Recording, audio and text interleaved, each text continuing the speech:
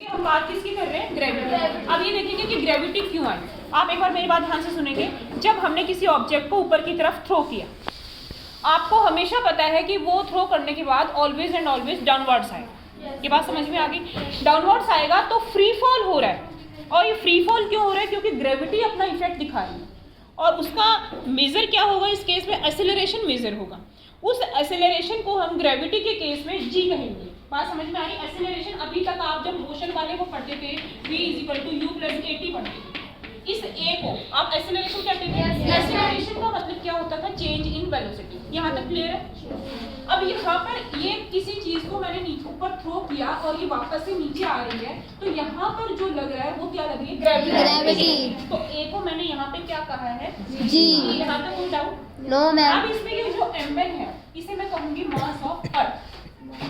क्या कहूंगी? Mass of earth. और ये m2 क्या है? इसे मैं क्या कहूंगी? Mass of object. Mass of object. तो ये फॉर्मूला हमारा क्या हो जाएगा? F = G capital M small m upon में d स्क्वायर। यहाँ तक कोई डाउट? No ma'am. हो जाएगा स्मॉल m। समझ में आ गई? इस m से ये m कट गया, तो g की वैल्यू आपके पास में क्या आई? g। इक्वेशन नंबर आपस में इक्वल होंगी। g mass of earth upon में d स्क्वायर। एक बार यहीं पर ही आप सामने देखेंगे ध्यान से। इस g की वैल्यू कितनी होती है? 6.67 × 10 मास ऑफ अर्थ देखिए कितना है? बोलिए 6 × 10⁻24 kg। और नीचे देखेंगे आप d स्क्वायर। d स्क्वायर क्या है बेटा? अर्थ की रेडियस। ठीक है, एक मिनट आप ध्यान से देखेंगे। यहाँ पर मैंने क्या लिखा? ग्रेविटेशनल वैल्यू एंड ये मास ऑफ अर्थ कितना आ जाएगा? 6 × 10⁻24। और यहाँ पर d की जगह क्या आएगा? 6.37 × 10⁻6। इसकी वैल्यू समराइज फॉर्म में सॉल्व करने के बाद कितनी आएगी? 9.8। इसकी वैल्यू आई है ये आता है कई बार कैलकुलेट करने के लिए कि how will you calculate the value of small g।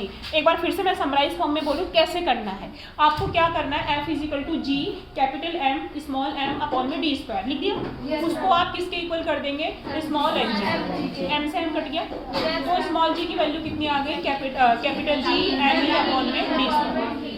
अब आप क्या करेंगे? g की वैल्यू को पुट करेंगे, कितनी आएगी? 6.67 × 10⁻⁻11। फिर आप उसकी किसकी मास ऑफ अर्थ कितना है? 6 × 10⁻24 kg लिखा हुआ है, वो वैल्यू लिखनी। और नीचे क्या आएगी? रेडियस। रेडियस किसकी आएगी? अर्थ की। कितनी आएगी? 6.37 × 10⁻6। और इसका कर दिया आपने स्क्वायर। ये सारा सॉल्व करने के बाद में वैल्यू कितनी आएगी? 9.8 मीटर पर सेकेंड स्क्वायर। यहाँ तो बात समझ में आ गई बेटा? कोई डाउट है यहाँ तक? फिर इसके बाद में देखेंगे आपने मोशन के 3 इक्वेशंस पढ़े हैं। एक बार बोर्ड में ध्यान से देखेंगे जल्दी से।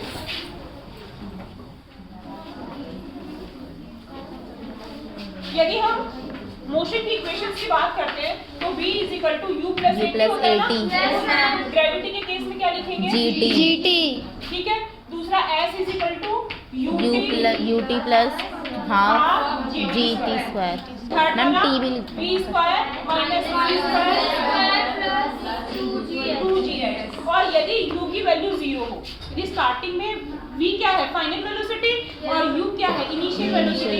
तो u की वैल्यू 0 हो तो v स्क्वायर कितना बन जाएगा? 2gn। ये केसेस हैं जो आपकी इसमें बता रखे हैं। यहाँ तक बात समझ में आ गई? फिर इसके बाद में एक टॉपिक आपका दे रखा है इसमें। अब मैं ये टॉपिक आपसे पूछूंगी कि difference between capital G and small g कौन बताएगा? कैपिटल G सबसे पहले एक बात सुनेंगे। कैपिटल G अपने आप में क्या है? यूनिवर्सल कांस्टेंट है। अभी हमने किया था, अभी मैं आपको पूरा समराइज फॉर्म में समझाऊंगी फिर से। स्मॉल g क्या है आपका? एक्सेलरेशन। कैपिटल G की वैल्यू सबको पता है 6.67 × 10⁻11 होती है। इसकी वैल्यू कितनी होती है? 9.8। इसकी यूनिट कितनी होती है? न्यूटन मीटर स्क्वायर अपॉन में kg स्क्वायर। इसकी मीटर पर सेकंड स्क्वायर। यहाँ तो बात समझ में आ गई। अब मैं आपसे एक क्वेश्चन पूछ रही हूँ। एक बात बताइए कि एक 50 kg का पत्थर है और एक 10 kg का पत्थर है, दोनों को नीचे गिराया जाता है। कौन पहले पहुंचेगा? 50 kg। बिल्कुल नहीं पहुंचेगा, दोनों साथ में पहुंचेंगे, क्योंकि जो g की वैल्यू है एक्सीलरेशन लग रहा है, g की वैल्यू gm/d²। बात समझ में आ गई? यहाँ पर m क्या है? मास ऑफ अर्थ है। जो चीज आप नीचे गिरा रहे हो उसके ऊपर g की वैल्यू डिपेंड ही नहीं करती है।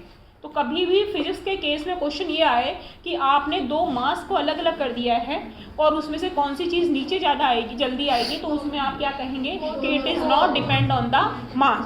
दोनों चीज़ें इक्वल टाइम पे पहुंचेंगी और बहुत बार ये क्वेश्चन पूछा जाता है। बात समझ में आ गई? एक बार आप एनालाइज कीजिए, मैंने समझाया सारा, एक बार फिर से सुनिए, एक बार ऑन पे वापस।